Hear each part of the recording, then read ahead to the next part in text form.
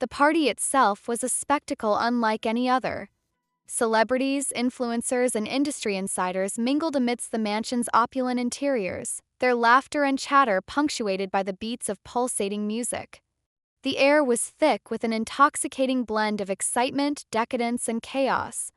Guests indulged in a variety of offerings, from top-shelf alcohol to a sushi spread served on the body of a naked woman, a controversial practice that underscored the night's extravagance. Yet, beneath the veneer of glamour lay a darker reality. Jason recalls witnessing rampant drug use, with cocaine openly consumed by partygoers. Alcohol flowed freely, fueling an atmosphere that grew increasingly unruly as the night wore on. By the time the party wound down around 3 a.m., the aftermath was nothing short of catastrophic. Jason, stepping into the mansion's main hall, was greeted by a scene of utter disarray. Broken bottles and discarded condom wrappers littered the floors, while bloodstains in some of the bedrooms hinted at altercations or accidents that had occurred in the shadows. Among the more surreal details was the white powder scattered across surfaces, which Jason initially mistook for sugar before realizing it was yet another reminder of the night's unchecked excess. The once pristine interiors of the Parisian palace now bore the scars of indulgence, their beauty marred by the remnants of a night that had spiraled out of control. In the days that followed, Jason grappled with the enormity of what had transpired. The mansion, which he had spent years preserving and protecting, had been transformed into a symbol of celebrity excess. For Jason, the experience was both a professional and personal reckoning. He had entered into the arrangement with a sense of duty and professionalism, yet he emerged from it disillusioned by the disregard shown by Diddy and his guests. The physical damage to the property was significant, but it was the emotional toll that weighed heaviest on Jason's mind. How could a place so steeped in history and artistry be reduced to a backdrop for such reckless behavior? Years later, the events of that night would resurface in the form of video footage captured by Jason and his business partner, who had been hired to document the event. The footage, which Jason had edited, offered a glimpse into the debauchery that had unfolded within the mansion's walls. From the bizarre to the shocking, the scenes captured on film served as a stark reminder of the lengths to which some would go to maintain their image of luxury and indulgence.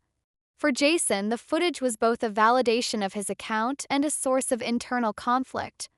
It forced him to confront the ethical implications of his role in facilitating such an event, leaving him with a lingering sense of unease about the culture of excess that had come to define the evening. The story of Diddy's party at the Parisian palace is more than just a tale of extravagance. It is a reflection of the broader dynamics at play in the world of celebrity, where power, privilege, and ambition often collide in unpredictable ways. For those who attended, the party may have been a fleeting moment of hedonistic escape. For Jason and others behind the scenes, it was a night that underscored the challenges of navigating the often murky waters of celebrity demands and personal integrity. As the years go by, the events of May 3, 2014, remain a potent reminder of the lasting impact that such excesses can have, not just on those who partake in them, but on those left to pick up the pieces. Sean "Diddy" Combs, a name synonymous with unparalleled success in the music and entertainment industries, has often been the focal point of headlines that blend admiration, controversy, and intrigue. Among the countless stories tied to the mogul's legacy, one particular event from May 2014 stands out as a symbol of excess, audacity, and the consequences that often accompany the world of fame and fortune. This story, pieced together through first-hand accounts, footage, and testimony, paints a vivid picture of a night that epitomized the blurred lines between grandeur and recklessness. The stage for this spectacle was the Parisian Palace, a sprawling 15,000-square-foot mansion in Las Vegas. Known for its opulence and historic charm, the property had been a sought-after venue for high-profile events for years.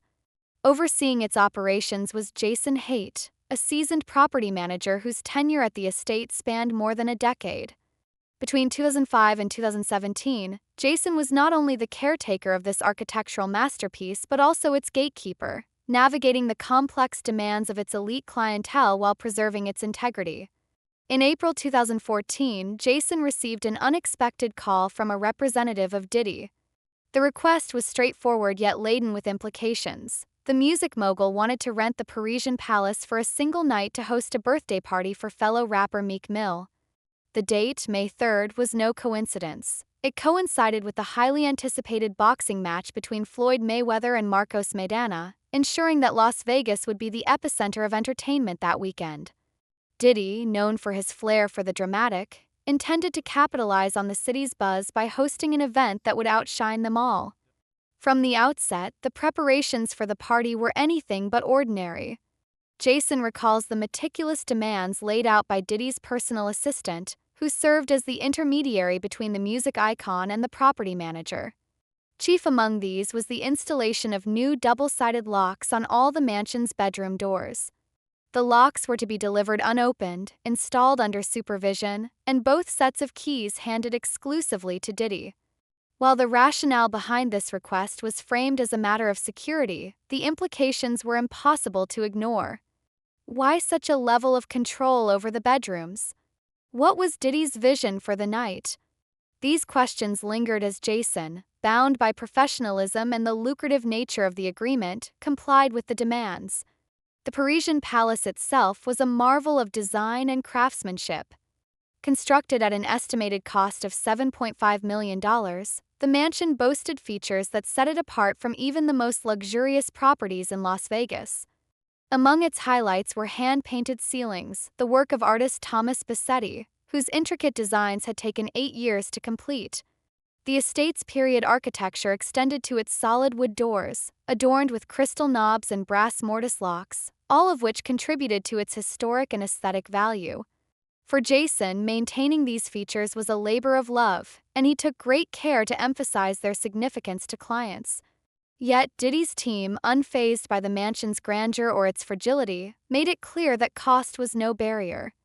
From the new locks to the updated smoke detectors they insisted upon, every additional requirement would be added to the agreed-upon $25,000 rental fee. Preparations leading up to the event were extensive, with Jason overseeing each detail to ensure the property was ready for its high-profile guest. Diddy's team emphasized safety, insisting on replacing all existing smoke detectors with new ones. These would be temporarily installed and removed after the event, a compromise Jason agreed to after assurances that the mansion's delicate interiors would remain unscathed. Despite his reservations, Jason found himself caught in the whirlwind of celebrity demands, where practicality often took a backseat to spectacle. As May 3rd approached, the scale of the event became increasingly apparent.